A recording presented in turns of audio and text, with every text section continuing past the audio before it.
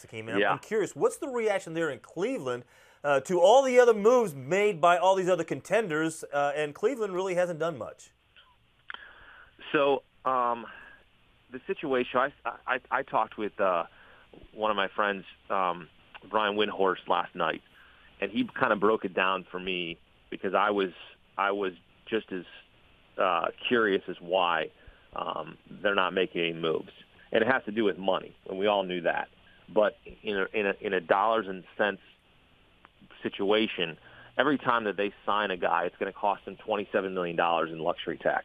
So they're very hesitant to sign anybody, and it's costing them way too much money.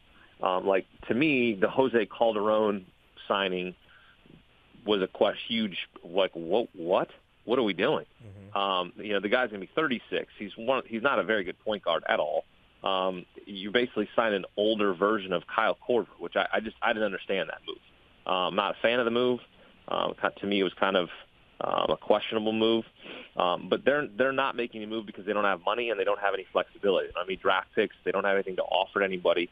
And all these teams, again, they're all chasing the Cavs in the East. So, of course, they're going to make more moves to try to get better, to try to, contend with the Cavs.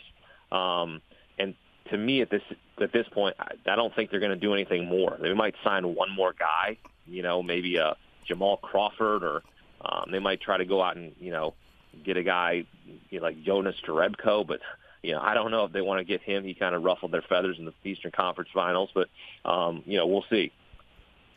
So, Hakem, based on the inactivity, and I know they're handcuffed because they've already made so many trades in the last few years Right. to make the runs to the finals that they have, how is this going to impact the future of LeBron James? Right now, to sit here and say, well, if they don't do anything this year, it's going to make him want to leave next year, it's tough to say that. I think it's all going to depend on what happens this season. From what I'm hearing from people that are close to LeBron, like Brian and some other people, they just don't think that at this point he's already made his mind up. And you have to remember too, one of the points that I've talked about as well is the West just got even harder. I mean, it's got even more difficult. Mm-hmm. So to think that LeBron wants to go out west and try to build another super team amidst all the other super teams at this point would be just not smart. It would be more smart for him to stay in Cleveland with the team that's in place and perhaps add another piece next year.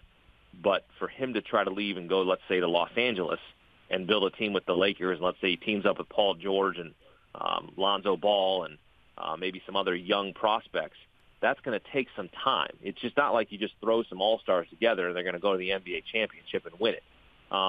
It's just that doesn't happen that quickly. I mean, I know you've seen Golden State get there, but they also had a core in place as well. Kevin Durant joining them this year and winning.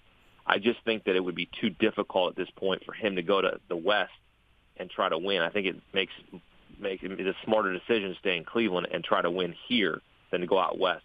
And I also think too, if he were to leave, he'd get bashed again. And it would be terrible for his brand. And I think that's what's more important to him right now at this stage in his career, because he doesn't have – I mean, he said in the finals, I don't have anything left to prove. And I agreed with him. He doesn't have anything left to prove. I think at this point, if he were to leave, it would be terrible for his brand. I don't think people would see him as a loyal employee. They wouldn't see him as a loyal, person to the organization. And I think it would be really bad for his brand, especially somebody who's trying to continue to build his way up and potentially become an owner in the NBA one day.